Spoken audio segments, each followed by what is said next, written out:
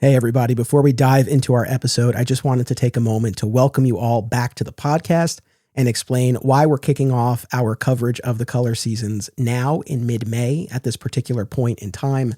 So as you guys are likely aware, last year in 2024, there was an online report that Warner Brothers was restoring Adventures of Superman in anticipation of a Blu-ray release of the complete series. This was very exciting news. We mentioned it on the podcast.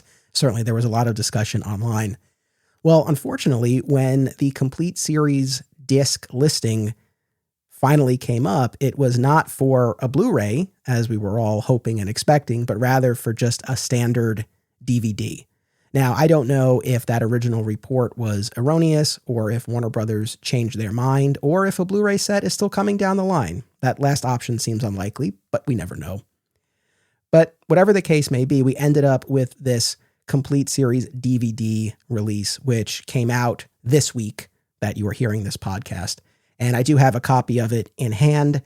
And while I've not gone through all of the discs, I can say, just in terms of the packaging, we're talking about as bare bones a release as you can get. And based on what I've heard from folks posting about it online, it seems like it's the same content that was on the discs that were released in the mid-aughts.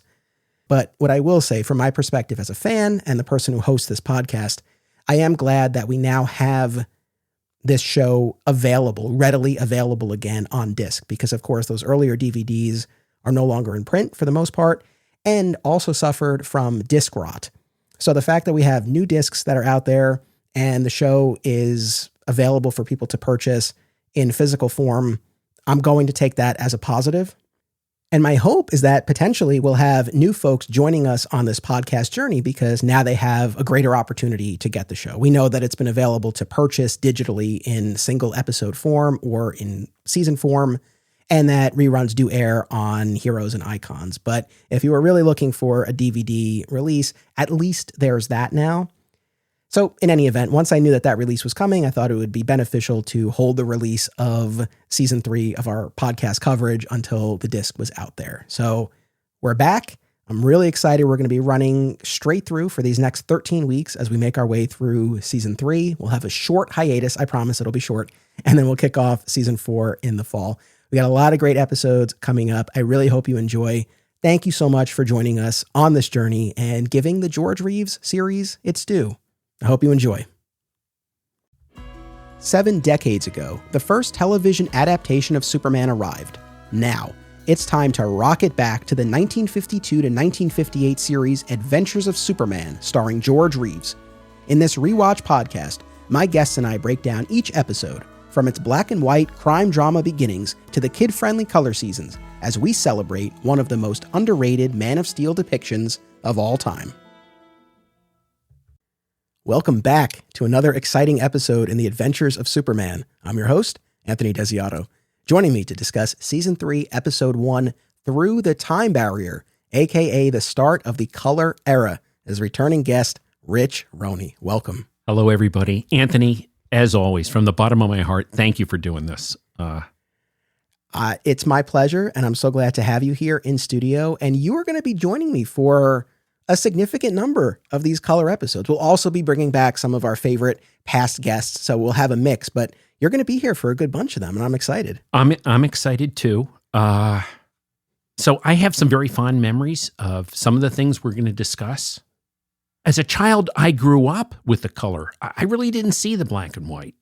So it was fascinating for me as I started watching through the time barrier. It was really amazing.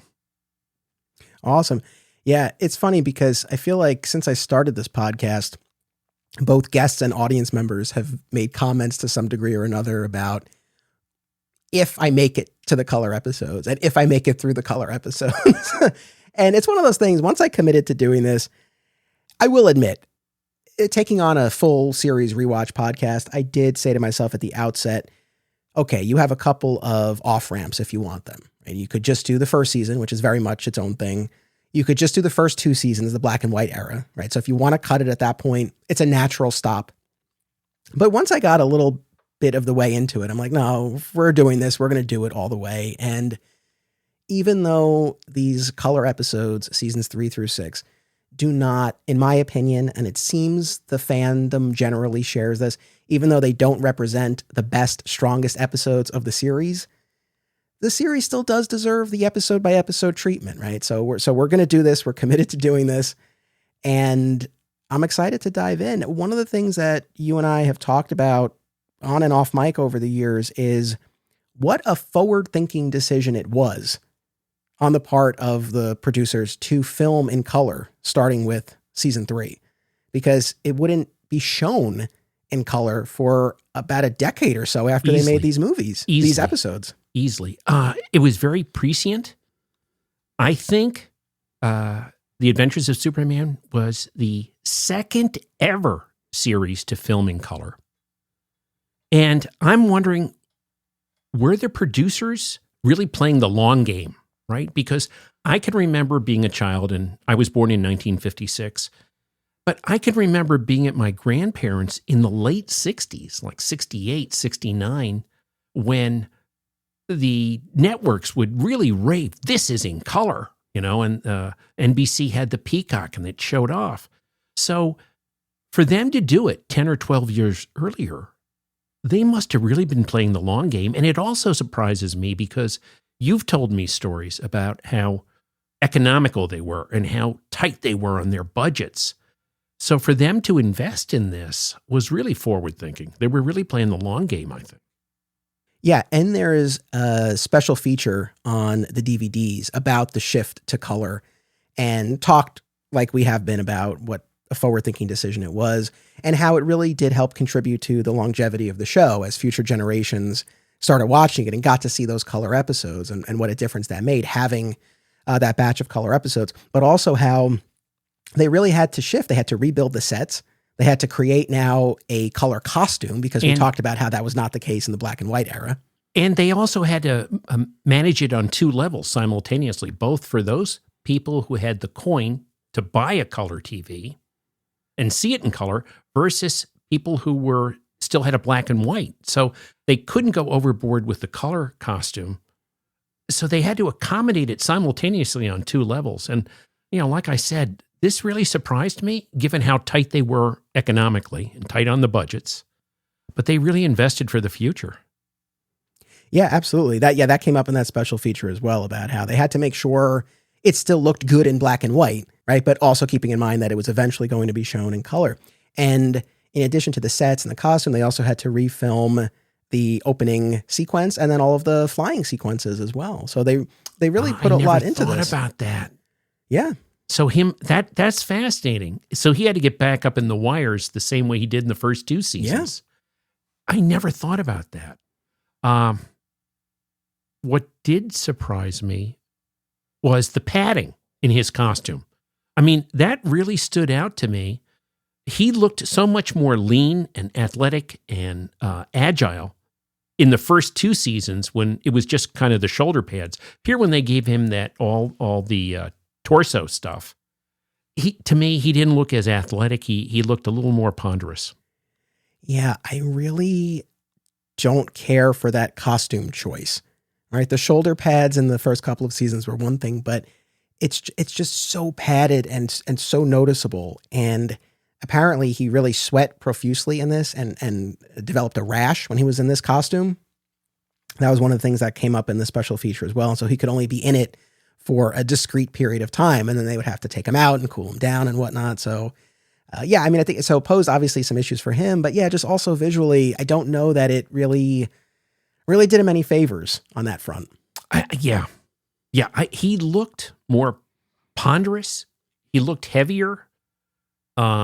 He, to me, did not appear as agile. But I will say, as I watched these, boy, the color popped. I mean, the blue and the red, it really popped. Yeah. And the other big shift here is that in seasons 1 and 2, each of those seasons was 26 episodes apiece. So now here for seasons 3 through 6, they're only doing 13. So they're doing half the amount of episodes. And my understanding is that was budgetary to accommodate the shift to color.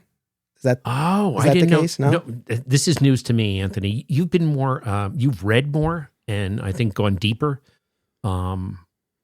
That makes sense though, right? Maybe they had it was a 0-sum game and they made up the investment money for color by reducing the number of episodes. Yeah, I'll look into that further as we make our way through the color era, but that's my preliminary understanding of that. But in any event, yeah, so we're now in the color era, though we have 4 seasons to work with.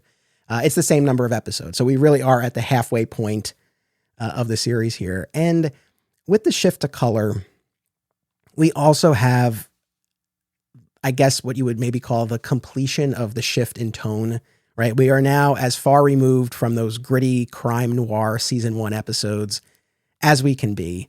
And I want to toss it to you. Growing up, primarily watching these color episodes, just what is your perspective on that shift, and what effect do you think it had on you as a youngster, as a Superman fan, watching those color episodes? Okay.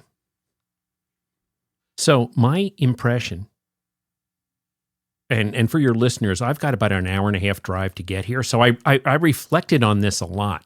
And this was a beautiful walk down memory lane, because as I grew up, I was watching this from the early 1960s through the late 60s, from the time I was maybe 5 to 11 or 12. Once I got to be 12, I kind of quit watching this. Other things were going on. This was projected and it was displayed in the summer on WGN, the local station. But I was at the mercy of the program manager, whatever he said, and they leaned heavily into the color episodes. There were some from the first season, like the Evil Trio or the Evil Three or something. I didn't see until I was an adult. But there was a marked change in tone. The first season was more of a crime noir thing. The villains were more violent. There was more seriousness. Like you said, it was more gritty. The personality, Clark and Superman, were much more serious, much more purposeful. Like even you and I spoke about this at the end of, say, that one thing, The Crime Lord or something like that with Frank Donnelly. He's real grim and harsh at the end. Yes, justice brought him down, something like that. Here, and we're going to talk about it, George Reeves is much more charming. He's smiling much, much more. He's more avuncular. He's more humorous and whimsical. What really struck me in an interesting level was the very start of this first episode, Through the Time Barrier. You've got this lyrical flute. So you've got this more whimsical, lyrical music as a backdrop. You've got Jimmy doing more comedy, like balancing the pencil on his nose. So they're leaning more to the child-friendly, more to the humor, more charming things. But it's a marked change in tone. Yeah, very much so. Look, we have 52 episodes in the color era to make our way through. So I don't want to harp on this all the time. I'm sure this will come up from time to time, but I'll kind of lay out now what my overall impressions are of the color era, because I've watched ahead at this point. I've watched all of seasons 3 and 4. I've seen a significant part of 5 and 6. And by the time we get to those recordings, it'll be a rewatch for me there as well. But like I said before, I don't look at these generally as the strongest portion of the series. I think there are certain episodes, and you're going to be back not too long from now, and we're going to talk about Clark Kent Outlaw, and that's one of those color episodes that I really do hold up. I think that was particularly strong. Then there are episodes that lean so much into the farcical side of things, and I'm thinking about something like Flight to the North, where it really becomes truly amusing and entertaining in its own way. Wildly different from the first couple of seasons, especially the first season, but entertaining in its own right. I think those are the exceptions, though. Generally, I feel like most of the rest of the color episodes don't fall into that category. And that's not to say that there's no enjoyment or entertainment value to be had, thankfully. But I think the biggest thing that I notice is that we just don't have that sense of urgency in the proceedings that we used to have. And I know this is kind of an extreme example, but you go back to season 1, Night of Terror, when Superman is trying to track down Lois Lane. And you and I have joked many times about that scene with Miss Bacharach. Yes. Right. Yes. Where almost bites her head off about that. But even the violence, like Lois got clocked in the jaw. That woman's husband was killed on screen, I think. They really toned it down for these latter three. Yeah, but I guess my point is, like, I know I don't disagree with that. It's like, yes, the stakes are lower, and yes, the violence is almost non-existent. I mean, in most instances, the villains are knocking themselves out. They're running into a door, or he's bonking their heads together, or at most giving them the little karate chop, right? Yeah. And they're caricatures. Yeah. The villains, the danger was more dangerous in the first season. The stakes were higher on multiple levels.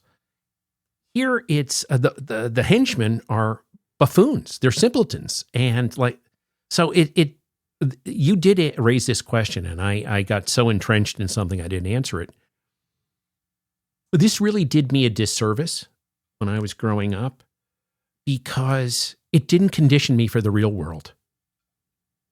It was so saccharine, so clean, so wholesome. It kind of gives you the illusion that, hey, good is always going to win, right? And bad guys are always buffoons. So it didn't prepare me for the real world the way I think it should have. So it was so child-friendly. I think it lulled me into this kind of false perception of the world. It didn't condition me for the reality of what goes on in society and in, we're in our times. No, that's a great point. I mean, you've been sharing that with me. We've been having these off-mic discussions, and I'm glad you shared that on the record here, because I think that's maybe an overlooked or neglected aspect of this, right? It's one thing to try to make something that's quote unquote safe for kids to watch, but you do run the risk of kind of going too far, of overshooting the mark, right? And not cluing kids into some of the dangers and the realities of the world. So that is a very interesting point that you bring up. But kind of where I was going though is that it's one thing for there to be less violence or even for the stakes to be lower, but I think the bridge too far for me is just the sort of often lackadaisical attitude towards what's going on that we see from our characters, and that we hit on this so much in the first couple of seasons, but I loved that frustrated impatience of Clark and Superman. It's very distinct to this version of the character, but it just kind of, it gave it an energy and a sense of urgency. And I feel like in a lot of these instances, we don't have that. And the hand in hand with that, I feel like there are a lot of instances. We'll see it when we get to the Lucky Cat episode, not too long from now. But there are instances where Clark/Superman is ahead of the other characters and the audience. Like, he's figured it out, and there's no real reason for him to withhold the information other than to maintain the tension for the audience. Or to fill the 23 minutes they need. Exactly. But it comes across as, I don't know, condescending maybe? It's like, it's I don't know. He can't entrust them with this information, or it just feels like he's stringing them along for no true reason. That was something that I kind of was bumping up against in a number of these episodes. And so those are the ones that I kind of find most grating when Clark is so far ahead of everyone else and there's really no reason for him to not clue people in. So I think those are kind of some of the big picture observations that I've had with these color episodes. And you'll probably hear versions of that in upcoming episodes, but that's kind of where I am. I agree with your thought. And I still have to watch that the Lucky Cat. But I can, I'm ready to chat about that when we get there. Yeah. So, and I'm glad we spent a little bit of time at the beginning of our first color episode here talking about the color episode generally, because I think it helps set the stage for where we're going with all of this. If you're ready, I think we can dive into Through the Time Barrier. You ready to go? My love of the TV series Smallville is well documented, and there's one rewatch podcast that's always at the top of my queue. Zach Moore's Always Hold On to Smallville, which will continue with more great Smallville and Superman talk even after their series coverage concludes. Listen wherever you get podcasts. If you have children and have been looking for a family-friendly store, look no further than Aw Yeah Comics. Visit one of their 3 locations, Harrison, New York, Muncie, Indiana, or Skokie, Illinois, and check out awyeahcomics.com for more. Their name says exactly how they feel about it. Aw yeah. Fat Moose Comics, established in 1982, is New Jersey's best and oldest comic book store. Moose has that rare, old-school comic shop feel and camaraderie, yet also remains a welcoming space for new fans. Visit them in person or reach out via the Fat Moose Comics Facebook page. Whether you're an independent filmmaker or you just love movies, don't miss these New Jersey film festivals. Brightside Tavern in Jersey City, Hang On to Your Shorts in Asbury Park, and Round Reel in Bloomfield. Submission information for filmmakers can be found at filmfreeway.com. All right, so this is the episode where our characters travel back in time to 50,000 BC. This aired April 23rd, 1950. We've got to stop rustling those papers. It's okay. So this aired on April 23rd, 1955, written by David Chandler, directed by Harry Gerstad. Are you familiar with that name at all? No, I'm not. So he was a longtime editor and occasional director, and he edited season 2 of the show and then started directing in season 3. And he directed a good bunch of these color episodes. Our guest cast, we have Sterling Holloway as Professor Twiddle, not as Uncle Oscar, which we can talk about. Jim Highland as Turk, Florence Lake as Cave Woman, a.k.a. Lana, maybe. We'll also talk about that. And Ed Hinton as Caveman. So before I get into my synopsis and we share all of our thoughts on individual scenes, overall impressions of this? I got to think that through, right? I mean, again, it's such a marked difference from what I was entrenched in seasons 1 and 2. But very consistent, I think, with the balance of seasons 3 through 6. Very consistent. What's interesting is I can remember reading an action comic that had this story in it. I can vividly remember that. And I think it was the Adventure of the Stone Man. They went back 50,000 years.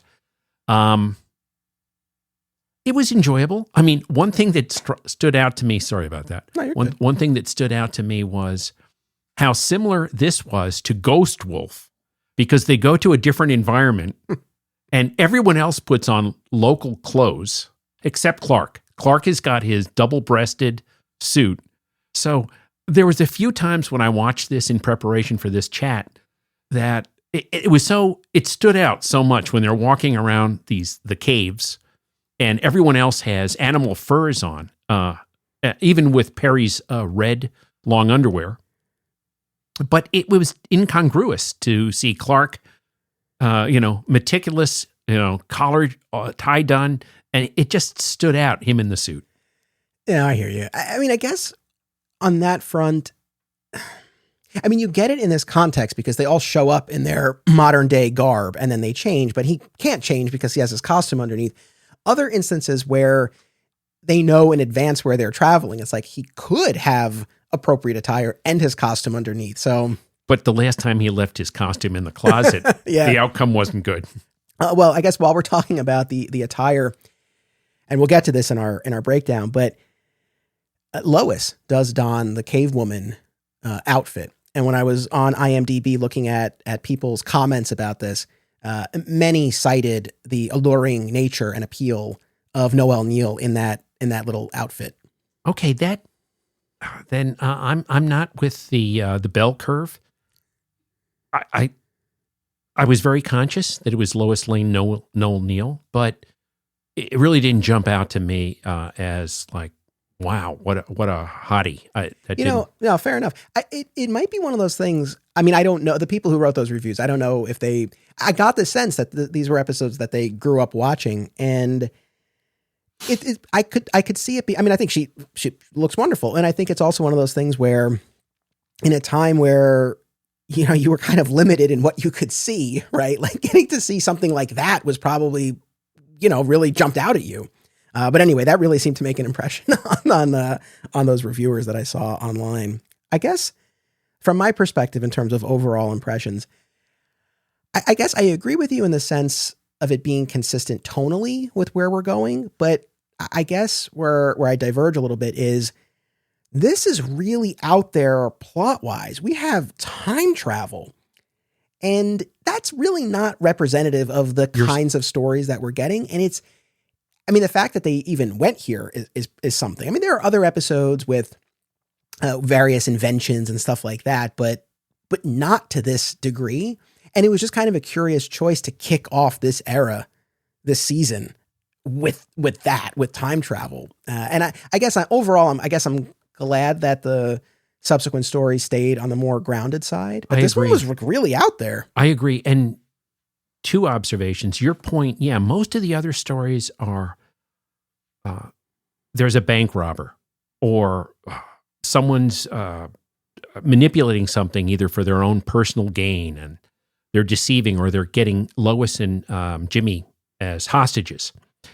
What really amazed me here more than anything else was this showed Superman can't do everything. It showed limitations. It showed limitations that this is one of the few episodes I can think when his superpowers didn't come up with the answer. He was trapped in the past with everyone else.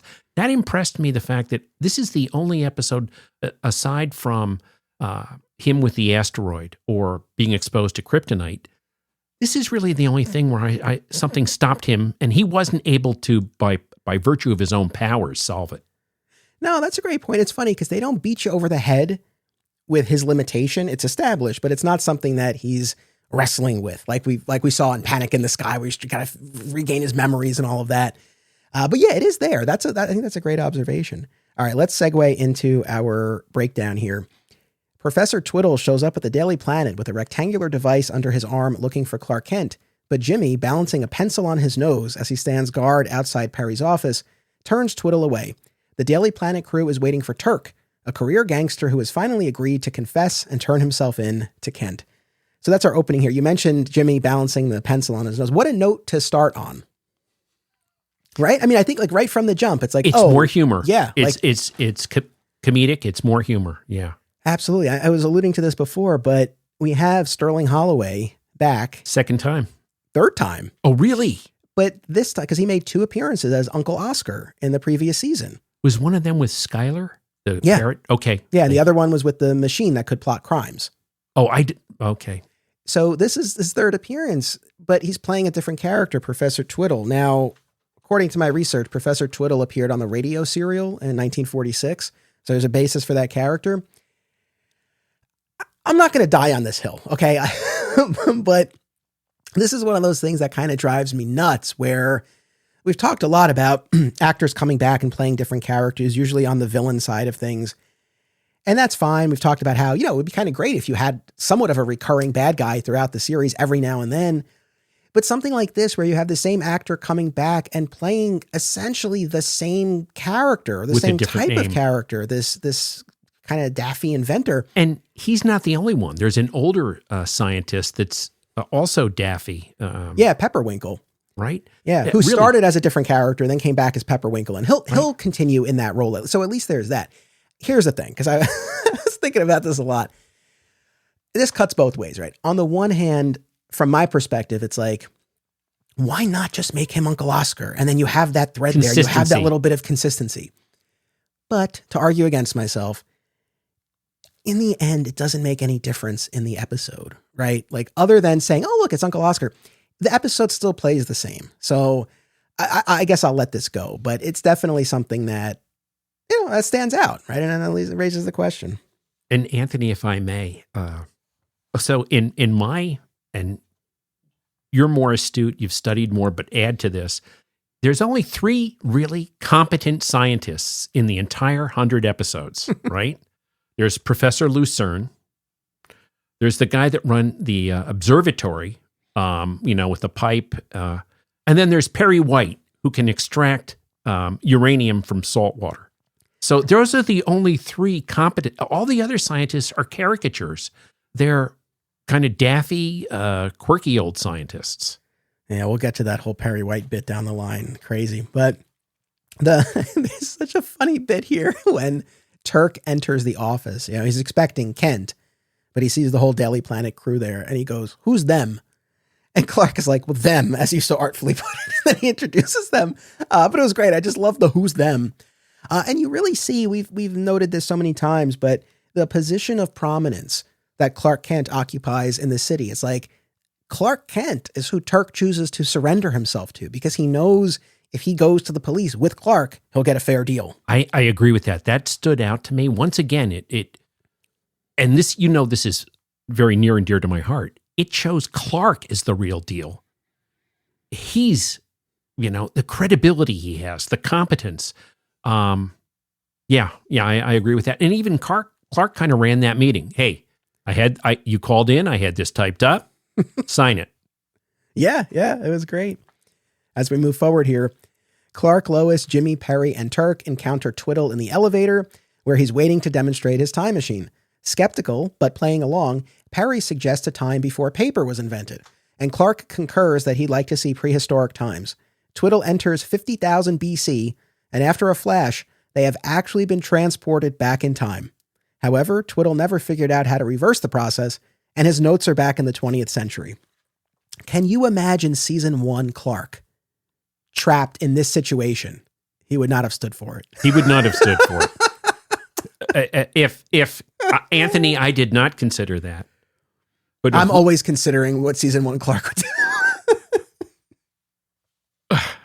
But I have now flashed to Clark with Miss Bacharach from season 1 versus Clark in this episode. I'd really have to process that a little bit. I think Clark from season 1 would have been able to fly through the time barrier to get back home. Probably. What did you think of the set, the visual representation of prehistoric times that the show was able to deliver? I think when I was 5 or 6, I probably would have been impressed, but to be 69 and watch it, and also the strides that have been made with production values and sets and backgrounds, they did a decent job for the time. Who's the guy? Thal Simonson. I mean, that guy must have worked like a one-armed paper hanger. I mean, he did so many things, but it was kind of stark and barren. I mean, there really wasn't a lot of color or excitement to it. You could tell it was a soundstage. Yeah, it was fine. Look, you see the outside of the cave, you go inside the cave. They did what they could. I really never bag on the show for. However, I guess one little bit of, no, you know what? No, it's fair, I guess, because I was jumping ahead to when Superman later tries to pierce the time barrier, and he's just flying through the sky like he normally does. But the point is, he can't pierce the time barrier, so fair enough, I suppose. Although I guess also when we see him find the meteor, we're still kind of limited in terms of what we see. But in any event, they did what they could, and again, the fact we're outside, we're inside the cave. I appreciate what we get here. Turk quickly sets himself up as leader, ordering Jimmy to start a newspaper on rocks, knocking out Clark, who's forced to play along, hiding the time machine because he doesn't want to go back to present day where a jail cell awaits him, and procuring cavemen garb for the people they meet there. When a gunshot causes a cave-in, Clark waits for coal gas to knock everyone out before changing to Superman to bust through the rocks, catching the eye of the cave people. But he almost revealed himself. Yes, Anthony, that was one of the biggest things that stood out to me in this episode. I think he does something like once Turk fires the gun, they get trapped in there. He kind of, loosens it. Oh, I guess there's no sense keeping it a secret now. So I think even before that, one other thing that impressed me about Clark was I think Turk and the professor got into a disagreement. And Turk pulled the gun on the professor, but Clark pushed the professor out of the way and got right in there. He was the Clark I like. Like, look, I'm going to knock you on your ass. He was very decisive, very confrontational. But he stood up to Turk. And even prior to that, I think when Turk clocked him, and who cares? And then he realized, oh, Lois is watching. I got to and Turk goes like, boy, what does it take to knock this guy out? I know. I love that moment. And as I say to myself, if Lois weren't there, because the fact that Lois is there, that's the only reason why he pretends to go down. What would he have done? Oh, I think he would have popped him. Like in the Broken Statues, he pushes the two guys around. Yeah, I know. Or as you always like to bring up, when he clocks Hadley in the plane in the Mind Machine episode. But yeah, it was interesting. Those moments really stood out. We talked about the caveman garb that they don. And yeah, you mentioned Perry White's red long johns and all that. My favorite little bit in this episode and once again, they don't beat you over the head with this, but it's there in the background. And I love this, is the cave woman who really shows a lot of interest in Perry. She's trying to feed him. It's just like all over him, and he wants nothing to do with her. I love it. I love it. That was cute. And then I was referring to this earlier. I know I'm jumping ahead, but at the end, when they're all parting, he calls her Lana. Oh, really? Oh yeah. Did you not catch that? Yeah. He calls her Lana. That's the only instance in this episode where she's referred to or addressed as that. And I'm wondering, did John Hamilton just make that up? I mean, that's not the name of the actress. It's like, did he make that up? Was it in the script? Was it in the script? Is that how we learn her name? I mean, I don't know. Or is her last name Jiminy? Jiminy, yeah. Going back to that flub from Panic in the Sky that you and I love to reference. But it's just like, these cave people are only capable of very limited speech. So I'm hard pressed to imagine a scenario where she was able to convey that she has a name, let alone what it is. Yeah. So I mean, I don't know. I feel like he just said that. I'll have to watch for that. That's intriguing. Yeah. I don't think John Hamilton was a slave to memorizing the script. No, that's what I'm saying. Like, I don't know. I think he just kind of threw that in there. I don't know though, but it stand out to me. And then the other thing, and this is another one of those things I don't want to harp on. We've talked a lot about how, for myself, and I think the vast majority of our guests, we really, really gravitate towards the season 1 depiction of Lois Lane by Phyllis Coates. While we respect and appreciate Noel Neal and everything she brought to it, that season 1 depiction was such a standout. Rewatching season 2 and now getting into the color episodes, I think kind of the issue that I have with Lois 2.0 has crystallized a bit. And it's this, which is Noel Neal clearly was game and she was happy to be there, and that shows, and that's beautiful. Sometimes I feel like maybe that joy seeped into Lois a little bit more than it should have. Like, this was an instance where this is a pretty dire situation. You're 50,000 years and with no avenue for getting home. Yeah. And she comes out in her cavewoman outfit. I mean, and she is as pleased as punch. And I know we're in this era of the show and we're aiming it more at a younger audience, and we don't want anything to be too grim or gritty or dour. I get all of that, but some sense of urgency, some sense of stakes, like that's what I need here a little bit. And it was just way too flip in relation to the situation. I profoundly agree. It didn't have the gravitas or the seriousness or the fear. Like, holy crap, we're trapped 50. How are we going to survive? It didn't have that urgency or that sense of nervousness. The other thing, and I think you're going to go here. You saw this in some episode a while ago where I think she was in a diner or something, and she goes, "Boy, I wish I could get that $10 raise so I could buy that new hat." Right.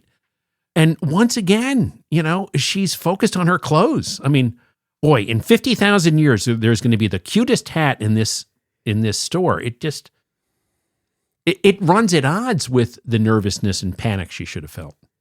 Yeah. I mean, I guess though this ties in with something that we didn't hit on explicitly when we were talking about the shift in tone in these color episodes, but this does run parallel to the comics of the day, right? And we know that the comics underwent this shift and were really sanitized and simplified for a young audience, especially in response to Frederick Wertham and Seduction of the Innocent and that whole business. The congressional hearings and then the Comics Code Authority. Exactly. So it's not like, there's no basis for any of this, but nevertheless, it is still something that I do find a bit grating. Oh, and then I meant to say this earlier, but I'll bring it up now while we're mentioning the comics. You talked about seeing a comic book version of this story, right? Yes. So this is something, this has come up before. Most maybe of the episodes that we're talking about have some sort of comic book counterpart in this period of time in the comics. And we know that there was a very close relationship. A lot of times stories were developed kind of together and then were made, right, in the different forms of media. So if there are instances where I happen to know the story or the guest happens to know the story, we'll bring it up. Otherwise, I'm just kind of rattling off trivia, and so I don't plan to make a habit of saying like, oh, this also appeared in comic book form. But we know and we acknowledge that that is the case. Okay. Yeah, I agree.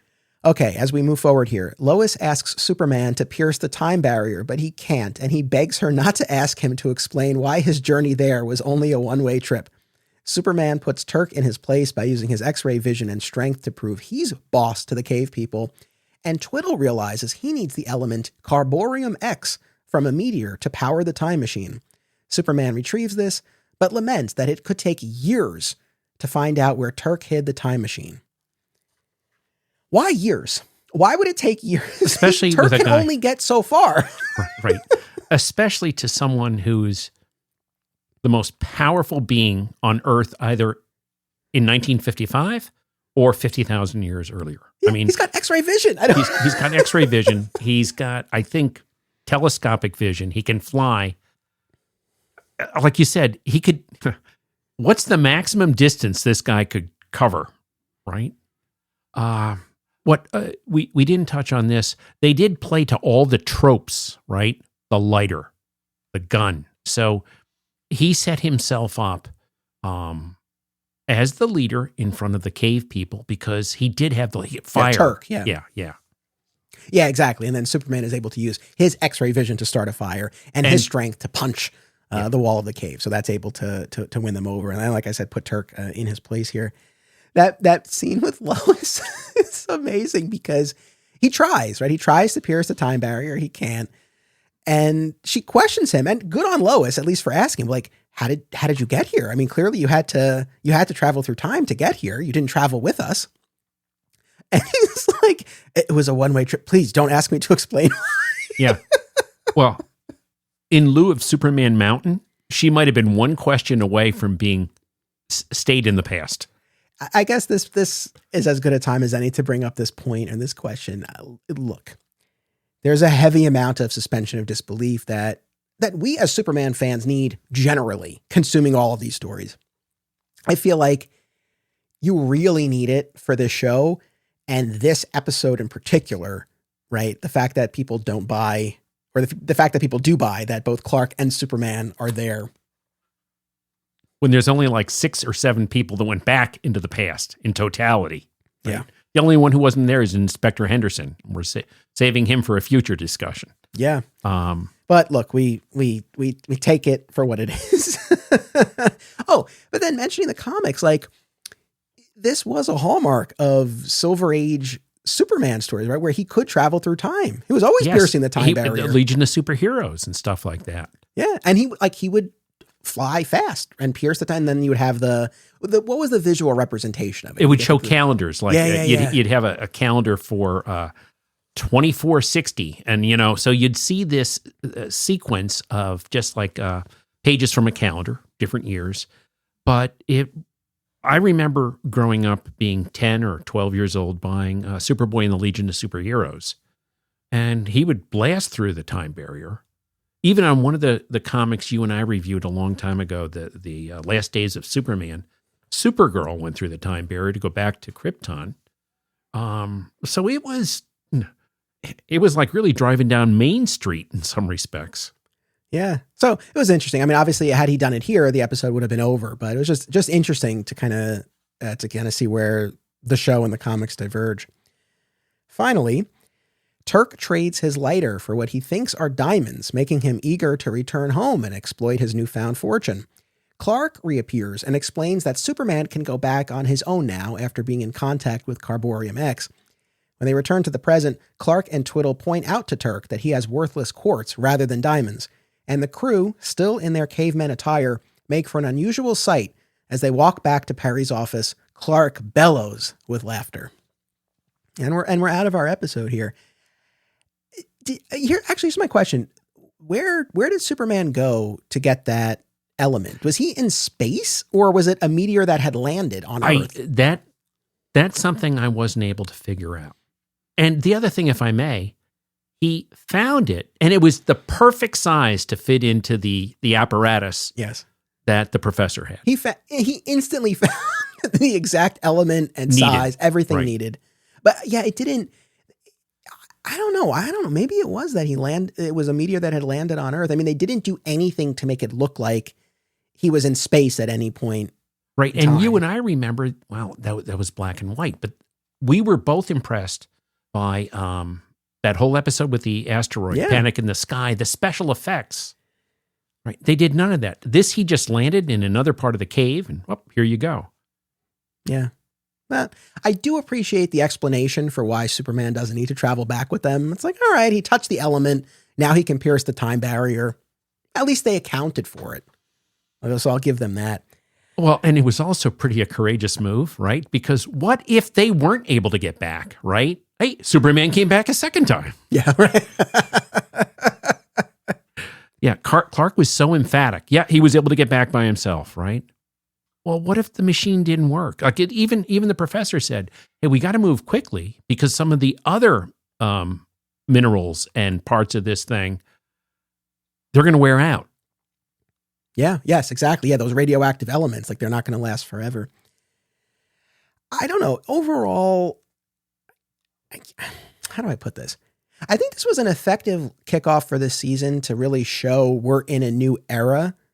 Like I said, it's really not representative plot-wise of what we're getting moving forward, but it definitely conveys the tone and time travel. Look, there's plenty of stories across all media, Superman related or otherwise, with that. I mean, of course, it would have been interesting to see them travel to a time where we could have seen them interact with more people or different types of situations. Like this was pretty confined and limited, but I understand why.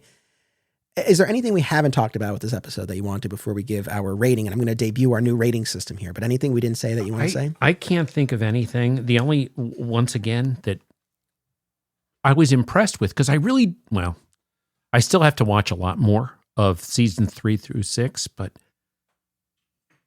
I was really impressed by they started right out with that lyrical flute, and that it was such a departure from everything you and I have discussed relative to season 1. I thought that was a smart move on their part to talk about how more whimsical and charming and just light it's going to be. That I can't think of anything. I will say probably another thing, and we're going to see this as we discuss future episodes. What really impressed me was, for having a tight, cheap budget, you look at all the villains, they are so neatly dressed. Their suits are so well pressed. Even when Turk confronted Jimmy at the front door to Perry's office, he looked like that his suit came right out of the dry cleaners. Yes. Right? They were all so well dressed. And even that kind of, led me down a false path for, life. Sure. Okay. Nothing else to add. So in the first couple of seasons, we rated each episode and we used the Fedora rating system. So we rated each episode on a scale of 1 to 5. I decided for the color era that I'm going to retire the Fedora rating system. The reason being, as we've been getting at, and I think most fans are generally in alignment on this, we are in the weaker part of the show. And so I don't necessarily want to be rating these color episodes against the episodes that have come before that are arguably stronger, because I don't know how many 5s we would really have if that were the case.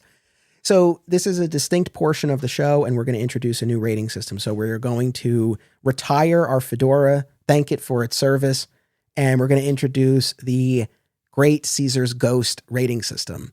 So at the end of each recording, we will share how many Great Caesar's Ghosts we would give to the episode. So on a scale of 1 to 5 ghosts, how many would you give this one? 2.5. Okay. I'll go 2. I'll go 2 on this. So we're pretty close, but yeah, overall, not my favorite, but it definitely lent itself to the conversation, which was a lot of fun. So I thank you very much, Rich. Okay. If I may say one last thing. There were 3 things I really liked about this. No, I'm sorry. No, No time like the sign off to introduce a list. Go for it. No, this will be real crisp. The 3 things I liked, and I'm sorry, I didn't. You came more abruptly on the ending.